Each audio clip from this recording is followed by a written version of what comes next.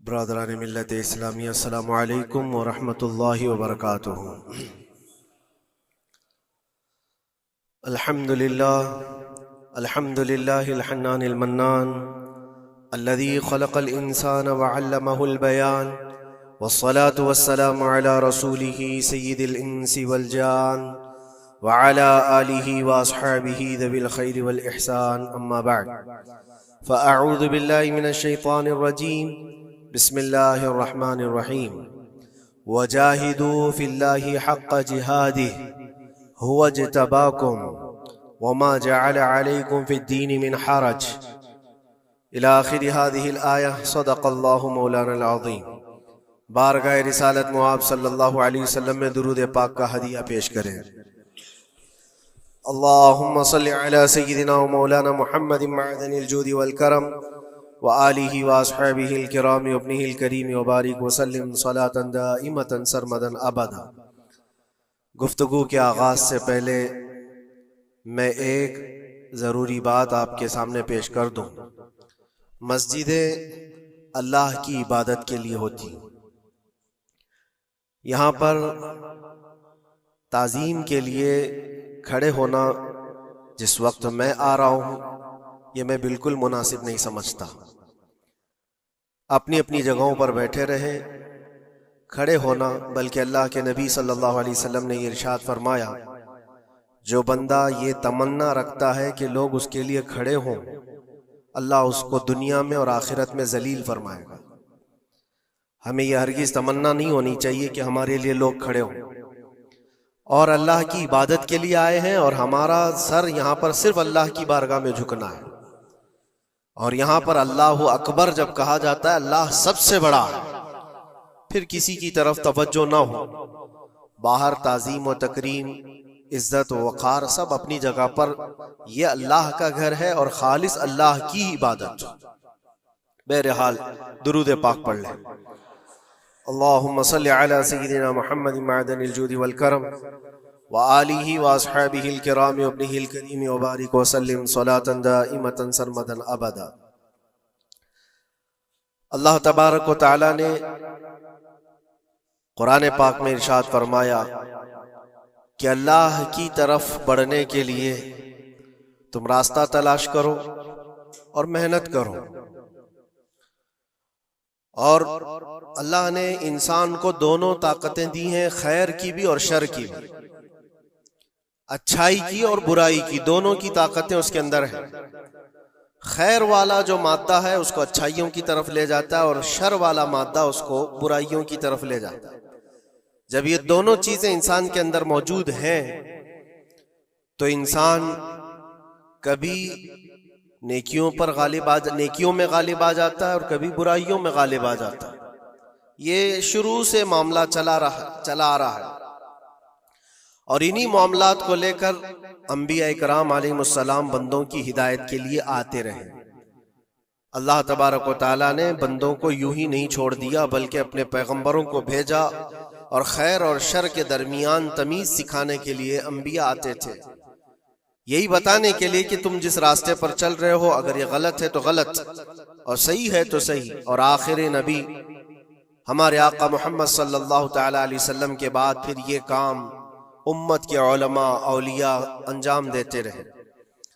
آج جو ضروری بات میں عرض کرنا چاہتا ہوں وہ یہ ہے کہ اسلام کا جو نظام ہے، خیر کو پھیلانے کے لیے ہے اور شر کو دبانے کے لیے۔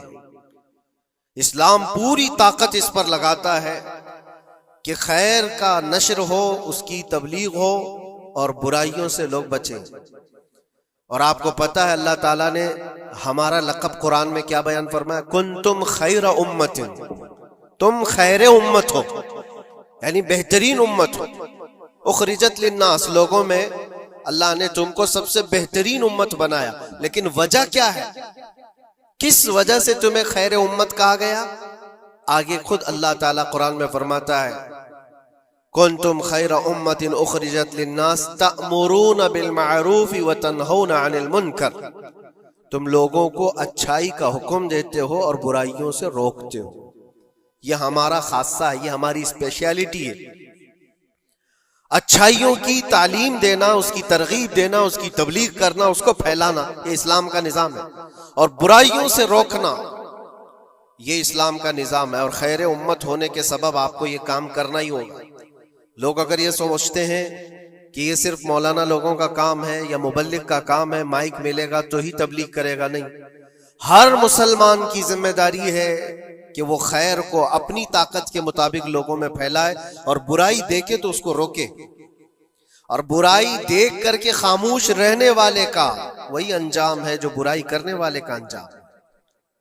ایک حدیث میں ملتا ہے جبرائیل علیہ السلام ایک بستی پر عذاب نازل کر چکے تھے اللہ کے حکم سے. وہ بستی گنہگار تھی بہت، لیکن اس میں ایک نیک بندہ تھا، بہت پرہیزگار تھا، کبھی گناہ نہیں کیا تھا اس نے.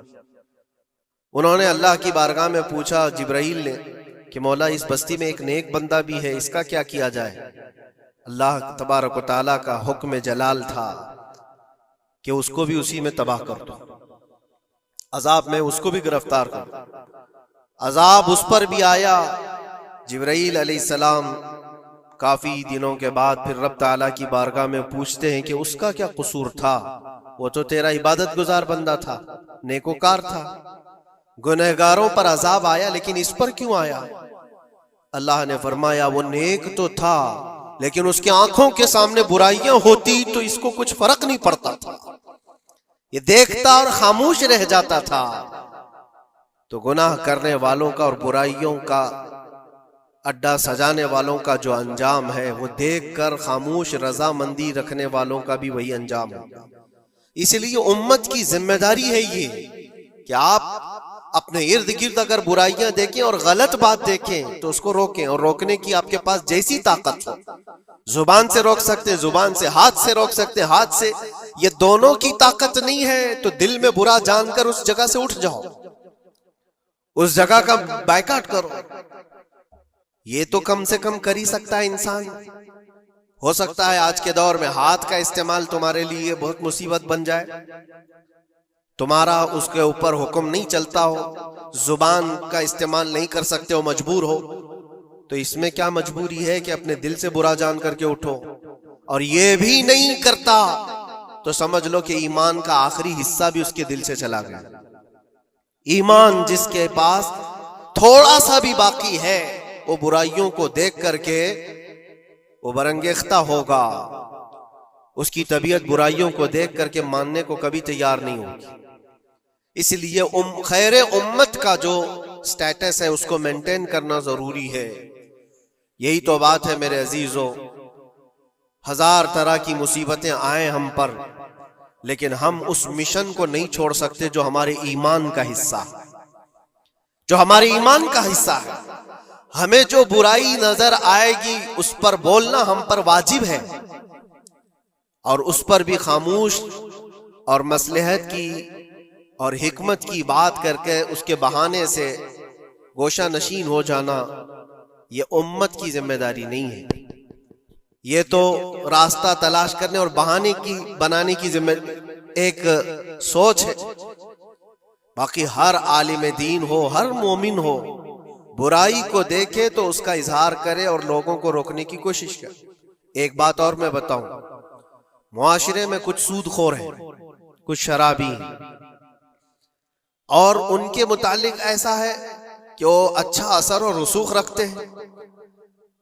ہمارے علاقے میں ایک مرتبہ ایسا ہوا تھا کہ مجھے ایک جگہ تقریر کے لیے بلایا گیا اور کہا گیا پہلے ہی سے کہ یہاں پر سود کا کاروبار زیادہ چلتا ہے، آپ اس پر برائے کرم کچھ نہ بولیں، کیونکہ ہمارے محلے کے بڑے بڑے ذمہ دار لوگ جو ہیں وہ سب اس کاروبار میں مصروف ہیں. آپ سود پر کچھ نہ بولیں، باقی آپ کی ہر تقریر سننے کو تیار ہے. میں نے اس دن قسم کھا لی پورا 1 گھنٹہ سود پر ہی میں نے بیان کیا. نہیں بلانا اس کے بعد نہ بلاؤ، لیکن ہم سمجھوتا اس بات پر نہیں کرتے کہ تمہاری طبیعت دیکھ کر کے بات کریں، ہم رسول اللہ کی شریعت دیکھ کر بات کریں. ایک عالم دین کا یہ حق ہے کہ وہ برائی کو دیکھے تو اس کا اظہار کر کے منع کرے. مخالفت ہوگی، ہمیں پتہ ہے، برائیاں کرنے والے کریں گے، لیکن یہاں پر ایک بات مجھے یاد آتی ہے، اس بزم میں مقصود ہے اصلاح مفاسد. نشتر جو لگاتا ہے وہ دشمن نہیں ہوتا. ڈاکٹر تمہاری پھوڑی کو اگر کاٹتا ہے چاقو سے تو وہ قاتل نہیں ہے، وہ کلر نہیں ہے، وہ تمہارے جسم سے پھوڑی کو کاٹ رہا ہے، وہ ناسور کو نکال رہا ہے. تمہارے اندر برائی کو اگر ہم روک رہے ہیں، برا تھوڑی دیر کے لیے لگے گا. اسی لیے میں اکثر ایک جملہ کہتا ہوں، بخار کی دوا کڑوی ہوتی ہے، نگل لو تو فائدہ ہے. ظاہر سی بات ہے تمہارے اندر کچھ برائیاں ہیں، اگر ہم نے اس کو کہا، انگلی رکھی، تو ہو سکتا ہے آپ ہم کو علماء کی فہرست سے ہی ہٹا دیں گے، وہ کہیں گے یہ مولانا ہی نہیں ہے، یہ عالم ہی نہیں ہے، کیونکہ طبیعت جلدی کسی کو ایکسپٹ نہیں کرتی. برائیوں سے روکنا ایک بہت بڑی ذمہ داری ہے. جانتے ہیں مکہ مکرمہ میں سارے لوگ حضور پاک صلی اللہ تعالی علیہ وسلم کے ایسے فدائی تھے. اعلان نبوت سے پہلے کی بات کر رہا ہوں، حضور کے اخلاق پر کوئی انگلی نہیں اٹھا سکتا تھا. جتنی اچھائیوں کا حضور نے حکم دیا سب کو وہ ایکسپٹ کرتے تھے، مانتے بھی تھے. لیکن جہاں برائیوں کے لیے روکا کہ یہ غلط ہے، اس کو ایکسپٹ کرنے کو طبیعت نہیں مانتی. اتنے سالوں سے ہم کرتے آ رہے ہیں، ابھی آپ آ کر روک رہے ہیں، یہی تو دشمنی شروع ہوئی. اور ہم یہاں پر اسی بات کے لیے کہتے ہیں کہ یہ اللہ کے نبی صلی اللہ تعالی علیہ وسلم کے فرامین کے مطابق اور قرآن کے مطابق ایک بڑا جہاد ہے. برائیوں سے لوگوں کو بچانا، روکنا اور اپنے نفس کو بچانا، یہی جہاد جس کے متعلق حدیث پاک میں ملتا ہے، رجعنا من الجہاد الاصغر الى الجہاد الاکبر. جو جنگ ہوتی ہے نا آمنے سامنے میدانوں میں، اس کو حضور نے فرمایا یہ چھوٹا جہاد ہے، اور برائیوں سے لڑنا یہ بڑا جہاد ہے. اپنے نفس سے لڑنا جو برائیوں کی طرف ہمیں لے کر کے جاتا ہے، یا برائیوں سے روکنا کسی کو، یہ بڑا جہاد ہے. یہاں پہلوانی دکھانا، ایک دوسرے کو کشتی میں پچھاڑ دینا، یہ تو طاقت کا کھیل ہے. لیکن کسی کو برائیوں سے باز لے کر کے آ جانا، یہ بہت بڑی طاقت کا مظاہرہ کرنا ہوتا ہے، بہت بڑی. اگر تمہاری زبان سے کوئی بچ گیا برائیوں سے تو سمجھ لو کہ تم نے اس کے ساتھ ایک بہت بڑا کار خیر کیا ہے. اللہ کے نبی صلی اللہ علیہ وسلم فرماتے ہیں حضرت علی سے، یا علی لَأَن يَهْدِيَ اللَّهُ بِكَ رَجُلًا خَيْرٌ لَكَ مِنَ الدُّنْيَا وَمَا فِيهَا. اے علی، تمہارے ذریعے سے اگر ایک آدمی بھی سیدھے راستے پر آیا تو پوری دنیا کمانے سے بہتر ہے، تمہارے پوری دنیا سے بہتر ہے. ایک آدمی اگر سیدھے راستے پر آ گیا تو اسلام کا پورا نظام یہ ہے، خیر کی طرف لوگوں کو بلانا اور شر سے لوگوں کو روکنا. اور یہ ذمہ داری اگر قوم بھولتی چلی جائے گی تو یہ قیامت کی نشانیوں میں سے یہ بھی ہے. حضور پاک صلی اللہ تعالی علیہ وسلم نے ارشاد فرمایا، لوگ اچھائیوں کا حکم دینا چھوڑ چکے ہوں گے، برائیوں سے روکنا بند کر چکے ہوں گے، حتیٰ کہ ان کے آنکھوں کے سامنے راستوں پر زنا ایسے ہوگا جیسے گدھے جوڑا کھاتے ہیں، جانور زنا کرتے ہیں، اس طرح سے انسان ان کے آنکھوں کے سامنے کیا کریں گے اور یہ کچھ نہیں کہیں گے. یہ طبیعت آتی جائے گی تو یہ قیامت کی نشانیوں میں سے. آج یہی حالات تو ہے. لوگ یہ کہتے ہیں کہ ان کا مسئلہ ان کے ساتھ، ہم کیا کہیں ان کے لیے. نہیں میرے عزیز، میں جو بات کہہ رہا تھا وہ بیچ میں رک گئی. معاشرے میں کبھی سود خور ہوتے، شرابی ہوتے، بہت سارے ہیں، اور غلط کاموں میں وہ ملوث ہیں. کیا چیز ہے ان کو توبہ کرنے پر، وہ واپس آنے پر مجبور نہیں کر رہی ہے؟ کون سی چیز ہے جو ان کو ان کے گناہ پر بڑھاوا دے رہی ہے؟ کیا چیز ہے؟ کبھی آپ نے سوچا؟ وہ چیز یہی ہے ہم سب کی. معاشرے میں اگر وہ غلط تھا تو ہم نے اس کے ساتھ دوستی ویسی ہی بنائی رکھی جیسے پہلے تھی. اس کو احساس ہونے ہی نہیں دیا کہ تو نے غلط کیا ہے یا غلط کر رہا ہے. اس کا ملنا جلنا اٹھنا بیٹھنا سب اچھے لوگوں کے ساتھ ویسے ہی چل رہا ہے. امام صاحب بھی مل رہے ہیں، اس کو سارا ریسپیکٹ ویسے ہی مل رہا ہے، تو وہ یہی سمجھتا ہے میں جو کچھ کر رہا ہوں اچھا کر رہا ہوں. اور اگر قوم کی تمام ذمہ دار لوگوں نے ایک بات یہ طے کیا کہ تو یہ غلط کاموں میں ہے، ہم آج سے تیرے ساتھ کوئی تعلق نہیں رکھیں گے، کبھی تیرے ساتھ کسی دعوت میں نہ آئیں گے نہ بلائیں گے. اس سے ہوتا کیا ہے لوگوں کو ایسا لگتا ہے کہ ہم بائیکاٹ کا کوئی مشن چلا رہے ہیں، نہیں، اس سے اس کو احساس ہوتا ہے کہ میں مجلس میں بیٹھنے کے لائق نہیں ہوں، میں توبہ کر لوں تاکہ بیٹھنے کے لائق بن سکوں، ان برائیوں سے باز آ جاؤں۔ اور تمہارے ملن جلن کی وجہ سے یہ سارے آج لوگ پہلے چھپ کر کے کرتے تھے، آج اوپنلی یہ سارے کام کرنے لگے۔ لوگ جو ہے پہلے ڈرتے تھے کہ قوم میں لوگوں کو پتا چل جائے میرا دھندا کیا ہے تو پتہ نہیں میرے ساتھ لوگ کیسا سلوک کریں گے۔ آج وہ نڈر ہے، شیر ہے، کچھ نہیں ہوتا۔ آج لوگ جس کے پاس پیسہ زیادہ ہے اس کی عزت کرتے ہیں، اس کے ساتھ سانٹ گانٹ ویسی ہوتی ہے، سب اچھے لوگ بھی اس کے یہاں آتے ہیں جاتے ہیں، سب ہوتا ہے۔ عزیزان گرامی وقار، برائیوں سے روکنے کا نظام جو ہمارا ختم ہوتا جا رہا ہے، یہ قیامت کی بڑی نشانیوں میں سے۔ آج آپ کی اور ہماری ذمہ داری اتنی تو ہے کہ ان محفلوں سے اپنے آپ کو دور کر لو جہاں یہ سارے کام ہو رہے ہیں۔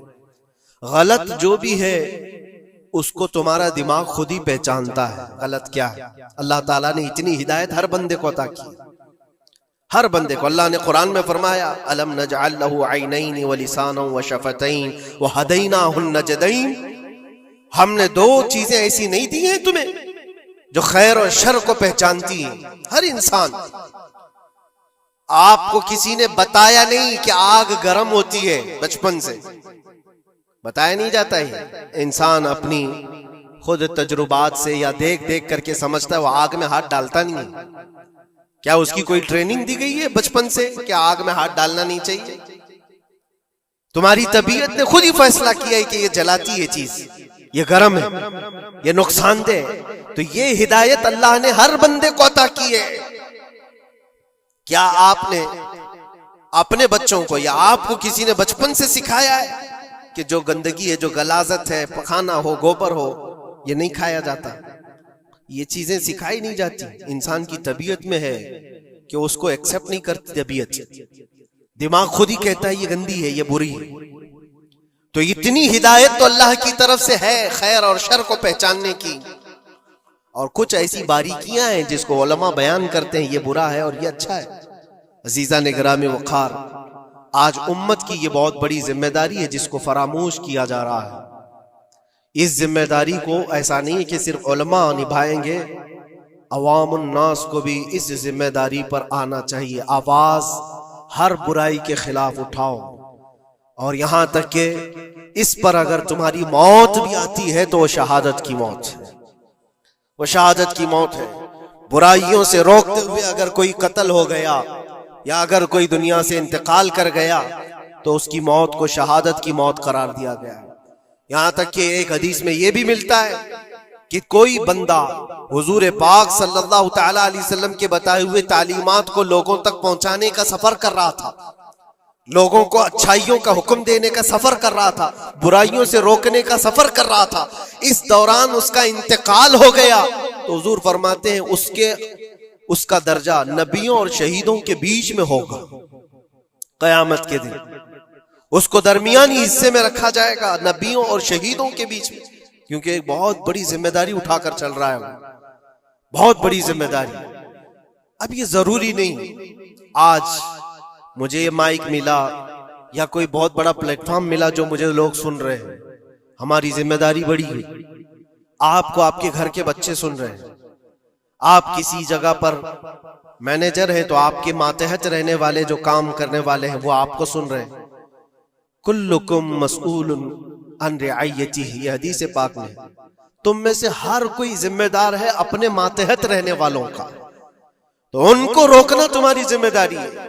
اگر پوری دنیا کو نہیں روک سکتے، پورے محلے کو نہیں روک سکتے، اپنے ماتحت رہنے والوں کو تو روک سکتے ہو، اپنی اولاد کو، اپنے آس پاس والوں کو جو تمہاری بات ایکسپٹ کر سکتے ہیں ان کو تو روکو، ان کو برائیوں سے روکنا ہی تمہاری ذمہ داری ہے۔ معاشرے کا نظام جو آج ڈس بیلنس ہے اس کی ایک بڑی وجہ یہ ہے کہ ہم نے اس ذمہ داری کو چھوڑ دیا ہے۔ ہوتا کیا ہے میں آپ کو بتاؤں، کچھ گھروں سے ہمیں یہ شکایت ملی، بچے ایسے ہو گئے ویسے ہو گئے، ماں کو الٹا کہہ رہے ہیں، باپ کو گالیاں دے رہے ہیں، آج یہ اپنی مرضی کی چلا رہے ہیں، فلاں ہیں وہ ہے۔ کب تمہیں یہ ہوش آ رہا ہے؟ جب وہ 20-25 سال کے ہو گئے، 20-25 साल से तुम सिर्फ और सिर्फ उनको वॉच करते रहे, देखते रहे, और जब बिगाड़ आ गई तब आपको ख्याल आया कि ये बिगड़े हुए हैं। ऐसा है मेरे अजीजों, आपने अपनी जिम्मेदारी का एहसास करना है उस वक्त से जब बच्चा होश के आंख खोल रहा है, और हर जमाने में उसके साथ आप अच्छाई का हुक्म देना और बुराई से रोकना, ये इंतजाम करते रहो। ये मत सोचो मेरा बच्चा बहुत अच्छा है, कभी आंख उठा करके नहीं देखता किसी, तो अच्छा है, लेकिन उसको अच्छे को भी नसीहत की जरूरत है। इंसान की तबीयत है। मैं आपको बताऊं, इस कायनात में सबसे अच्छे लोग कौन थे? सबसे अच्छे वो रसूलुल्लाह के सहाबा, उनसे अच्छे कोई है? और ये मिलता है, बुजुर्गों ने फरमाया क़यामत तक जो सबसे अच्छे पैदा होने वाले थे, अल्लाह ने उनको चुन करके रसूलुल्लाह का सहाबी बनाया। सबसे अच्छे लोग थे वो, सबसे अच्छे। लेकिन उन सबसे अच्छे लोगों को भी रसूल पाक सल्लल्लाहु अलैहि वसल्लम 8 दिन से ज्यादा गैप नहीं देते थे, उनको नसीहत करते रहते। जो दुनिया के सबसे अच्छे लोग हैं उनको नसीहत की जरूरत है, तो इस बिगड़े हुए दौर में हम सबको कितनी जरूरत है। वो सिर्फ आपको नहीं, मुझे भी जरूरत है। हम भी ढूंढने के लिए निकलते हैं किसी मशाइख के पास, बैठे वहां पर उनकी नसीहतें हमारे दिल पर असर करें। अज़ीज़ान गिरामी वक़ार, इस जिम्मेदारी से आप कभी अपने आप को सुबुकदोश मत करना, 8 दिन के लिए भी नहीं। अपने मातहत जो है कोई ना कोई चीजें उनको अच्छाइयों का हुक्म देते रहे। इसका असर ये होगा कि अल्लाह की बारगाह में कल आपकी पकड़ नहीं होगी, आपने अपनी जिम्मेदारी पूरी की। वरना क़यामत के दिन ये तुम्हारे नीचे रहने वाले खुद तुम्हारे खिलाफ मुकदमा करेंगे। यहाँ तक कि एक रिवायत में ये भी मिलता है कि एक बंदा अल्लाह की बारगाह में ये मुकदमा कर दिया था कि मेरा पड़ोसी जो आज जन्नत जा रहा है, ऐ अल्लाह उसको तू जन्नत भेज रहा है, मेरे पड़ोस में रहता था, उसकी नमाजें पूरी हैं। फरिश्तों के जरिए से कहा जाता हाँ उसकी नमाजें पूरी हैं, हिसाब में मुकम्मल है। तो ये मुकदमा इस बात पर करता है कि अल्लाह उसको रोक दे, इतनी दिन वो नमाज पढ़ता था, एक दिन मुझे बुलाता नहीं था। खुद अपनी नमाजें तो पूरी कर लिया, लेकिन मुझे एक दिन नहीं बुलाया, मैं आज जहन्नम में जा रहा हूं। तो उसे रोक करके पूछा जाएगा, क्या तेरी ये जिम्मेदारी नहीं थी कि तेरा पड़ोसी था, तेरी इज्जत करता था, तेरे मातहत था, तो एक दिन भी तूने खैर की तरफ उसको नहीं बुलाया? ये जिम्मेदारी आप सोचो, हम सब की ये जिम्मेदारी है अपने मातहत रहने वालों के लिए। अल्लाह तबारक व तआला हमारे इस निजाम को जो सहाबा इकराम रिदवानुल्लाह तआला अलैहिम अजमईन ने कायम फरमाया था हुजूर पाक की तालीमात से, वापस फिर से वो जिंदा हो जाए। अजीज़ान